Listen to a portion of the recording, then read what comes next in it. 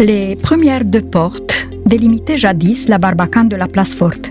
Il s'agit d'un itinéraire en pente, longue de 130 mètres, ayant le rôle de rendre difficile aux ennemis l'accès à la porte principale de la fortification d'Alba Carolina, la troisième porte. La deuxième porte a été endommagée plusieurs fois. Tout d'abord, à partir de 1935, quand elle a été partiellement démolie, à cause des travaux menés dans sa proximité pour la construction de l'obélisque Horia-Krushka et Krishan. Par la suite, il n'y avait en place que les pilastres latéraux et quelques charnières qui suggéraient l'ancien monument. La forme actuelle est le résultat de la restauration achevée en 2009. Dans sa nouvelle structure, la porte englobe deux atlantes originaux replacés sur les pilastres centraux, bien que des décennies, ils avaient flanqué l'entrée du Musée national de l'Union. Les statues représentant l'allégorie des âges, dans une antithèse spécifique au baroque, à gauche un jeune à visage découvert, à droite un autre barbu. Cependant, tous les deux, tendus, sous le poids qu'il soutient, ont le corps vigoureux, proportionné, partiellement drapé dans des très longs habits.